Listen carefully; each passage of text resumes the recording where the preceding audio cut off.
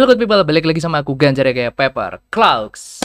Oke teman-teman, gimana kabarnya? Semoga kita selalu diberikan kesehatan dan kelancaran rezeki. Amin. Oke, di video sebelumnya aku udah sempat bikin prediksi tentang trend desain.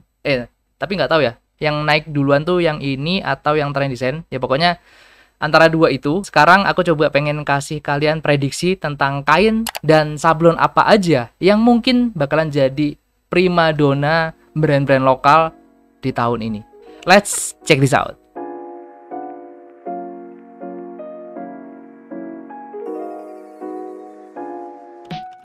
Anyway teman-teman, untuk konten-konten prediksiku, ini pure adalah bisa dibilang prediksiku pribadi atau data-data yang aku kumpulkan kemudian aku olah untuk menjadikan prediksi atau forecast buat aku pribadi sebenarnya. Cuma teman-teman ternyata banyak yang terbantu sama konten-konten seperti ini. Ya udah, akhirnya aku coba untuk floorkan atau aku buatkan videonya. Jadi sekali lagi jangan telan mentah-mentah informasi ini. Tapi kalau misalnya kalian pengen jadikan video ini atau konten ini sebagai referensi atau inspirasi, menurutku itu masih worth it. Karena balik lagi, nanti konsep dari brand kalian itu yang bakal menentukan kalian cocoknya pakai bahan dan sablon apa. Oke, jadi di sini aku akan coba bahas lebih spesifik lagi. Jadi prediksi kali ini aku lebih ke produk kaos dan jaket aja cuy. Karena dua jenis produk ini yang so far aku lumayan ngikutin banget movementnya. Dan ya silakan disimak aja video ini karena mungkin ini lumayan panjang dan aku yakin kalian pasti akan mendapatkan banyak insight-insight di dalam video ini. So, langsung aja kita mulai untuk video kali ini.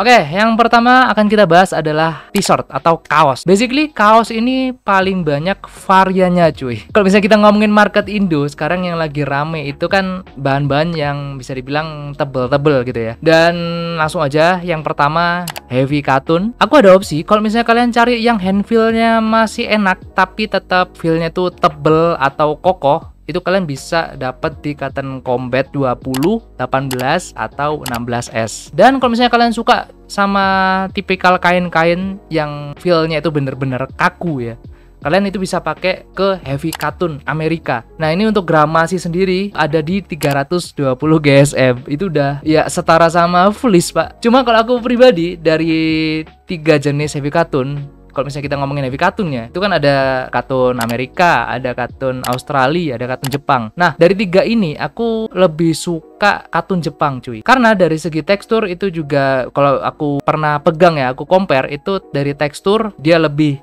halus daripada 2 yang lainnya. Kemudian heavy-nya juga masih tetap dapat, feel heavy-nya itu masih dapat, nyaman juga ketika dipakai dan tidak terlalu panas daripada yang 2 lainnya cuy. Tapi balik lagi, itu referensi pribadi ya, karena aku pribadi nggak terlalu suka sama kaos-kaos yang terlalu tebel, apalagi ketika kita pakai di luar. Ketika aku coba jalan-jalan di kota Malang yang kata orang dingin, ya tetap keringetan pak ya, di ketiak tuh kerasa banget cuy, deres.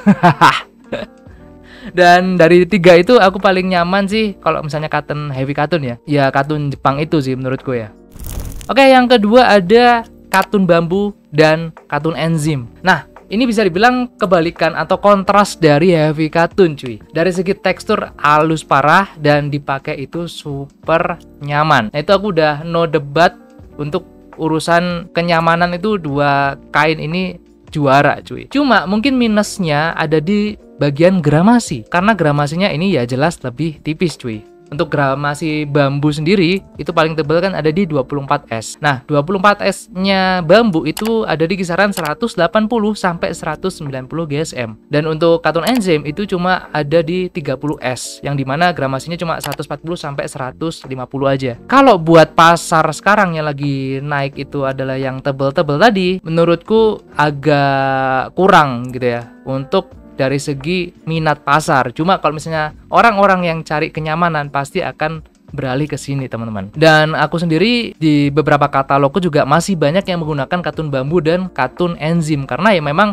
untuk brandku sendiri idealisnya adalah apa yang aku jual itu yang aku pakai juga. Karena kalau aku pribadi, aku jualan itu aku pakai untuk ya kegiatan sehari-hari di rumah, dari tidur sampai keluar rumah itu aku pakai untuk produkku sendiri, karena aku pede gitu dengan kenyamanan dari produkku sendiri. Dan dari segi salesnya pun menurutku untuk 2 bahan ini lumayan oke.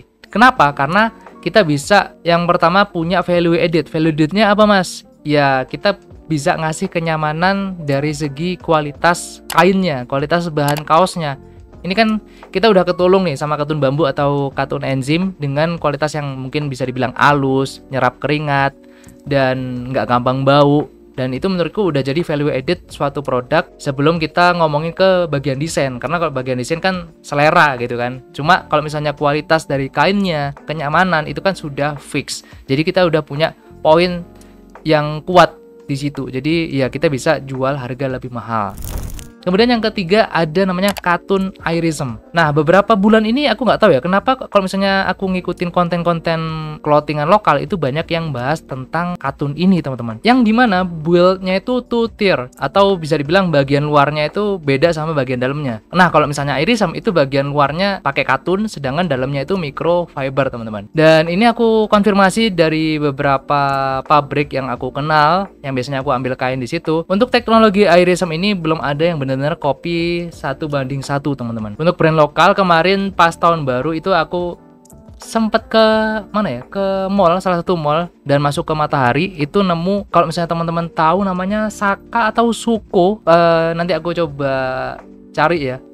Ini aku barusan inget nih, ada salah satu brand namanya Saka atau Suko. Itu ketika aku lihat untuk ya apa ya, bisa dibilang etalasenya itu sekilas mirip sama Uniqlo gitu. Dan aku nggak tahu ini brand lokal atau brand luar, dan aku belum cek juga untuk di online apakah ada atau enggak. Kalau misalnya nanti ada, aku coba taruh link di bawah ya, di deskripsi. Nah, aku kemarin tuh tertarik melihat kok ada brand polosan, bisa dibilang kaos-kaosnya itu produk-produknya itu banyak yang polosan, cuy. Ini masuk dijual di, bisa dibilang di mall, di Matahari kayak gitu. Dan katalognya nggak cuma kaos aja, cuy. Ada kemeja, hoodie, kemudian ada pakaian-pakaian perempuan juga di situ. Dan first impression ketika aku coba pegang kaosnya, itu sekilas mirip ya, bukan sama ya, mirip feel-nya sama irismnya si Uniqlo. Cuma kalau misalnya aku pegang itu untuk brand itu tadi ya, brand Saka itu tadi atau Suko tadi itu lebih tebel, dan untuk halus mungkin masih lebih halus si Uniqlo ini, teman-teman. Atau mungkin nanti aku coba beli gitu ya, aku coba beli dan aku coba review gitu ya, apakah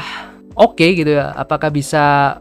Kalau menyanyi kayaknya masih belum, karena ya teknologi pertama itu yang punyanya irismnya Uniqlo menurutku itu udah top tiernya gitu ya untuk sekarang gitu ya. Cuma menurut kalian gimana? Apakah nanti perlu untuk kita bedah si brand tadi gitu ya, brand Matahari tadi? Kemudian yang keempat ada namanya katun tensil atau katun modal. Nah, kalau misalnya kalian nyari kain yang bisa bikin warna sablon kalian semakin menyala abangku, nah itu bisa pakai kain ini, cuy. Tapi untuk brand lokal masih jarang yang pakai jenis kain ini. Sekali lagi teman-teman, kayak aku tadi bilang, untuk pasar clothing sekarang itu suka sama yang tebel-tebel. Dan untuk feel-nya bisa dibilang di antara katun ini yang paling halus, cuy. Cuma minusnya ada di gramasi. Dia tuh adanya di 30S aja untuk sekarang dengan gramasi 150 sampai 160 GSM. Ya masih lebih tebel lah daripada katun enzim. Cuma ya masih termasuk kategori yang tipis kayak gitu. Nah, apakah tahun ini katun modal banyak yang make?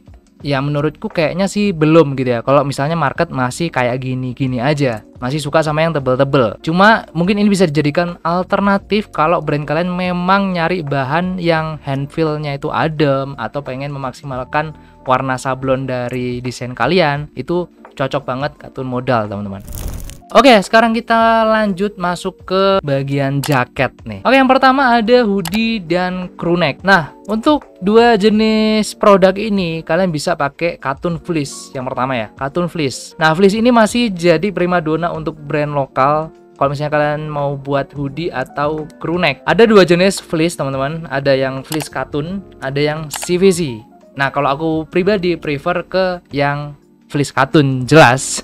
Untuk hand feel-nya solid, dan ketika kita pakai itu paling nyaman di kulit ya memang yang full katun atau yang fleece katun tadi. Nah, untuk gramasi fleece katun ini start dari 280 sampai 375 yang paling tebel, dan menurutku apa ya, bisa dibilang kalau misalnya pengen ngikutin selera sekarang ya at least 330 atau 350, 375 itu gokil. Pasti banyak yang nyari, walaupun mungkin kenyamanan nomor sekian gitu ya. Oke, yang kedua ada Baby Terry. Nah, untuk Baby Terry ini alternatif buat teman-teman brand lokal yang nyari bahan hoodie atau bahan crew neck yang lebih soft, yang lebih lembut dan lebih menyerap keringat, itu bisa pakai bahan ini. Nah, untuk gramasinya sendiri ada di 240 sampai 260-an lah.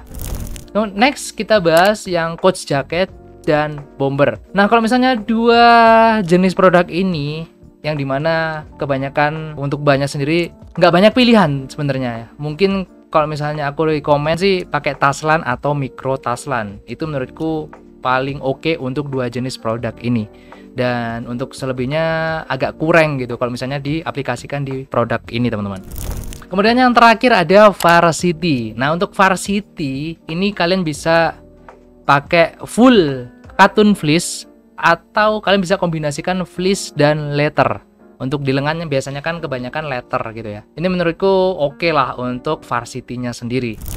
Oke, untuk urusan bahan kita udah selesai. Sekarang kita masuk ke area sablonnya nih. Untuk sablon yang tetap naik di tahun 2025 itu menurutku pribadi masih dipegang sama Plastisol untuk sablon manual ya. Kenapa?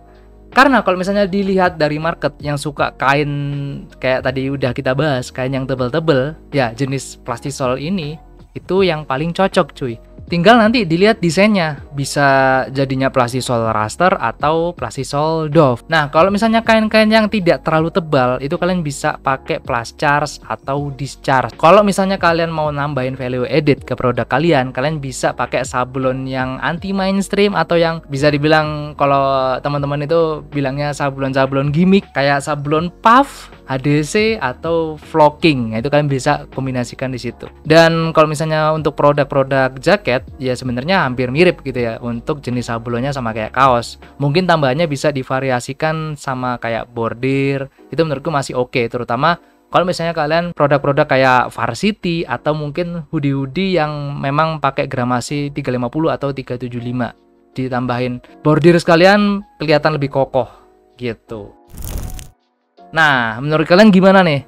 Kira-kira di tahun 2025 ini jenis kain dan sablon apa yang bakalan rame brand lokal pakai? Kalian bisa komen di bawah, kita diskusi bareng, kalian kasih tahu alasannya kenapa. Dan menurut kalian perlu nggak nih kita bedah brand Saka atau Suko tadi? Brand Matahari lah. Kayaknya sih menarik, aku juga penasaran karena aku at least waktu itu cuma megang aja first impression lah. Jadi aku belum pakai dan aku juga belum tahu untuk feel sesungguhnya dari brand Matahari tersebut seperti apa. Kalau misalnya ramai yang request bakalan aku review deh. Kita pelajarin bareng-bareng. So, mungkin sekian dulu teman-teman untuk video kali ini. Thank you guys for watching. Jangan lupa untuk like, share, comment, and subscribe. Stay safe, stay strong, never give up, paper cloud out. See you on next video. Bye-bye.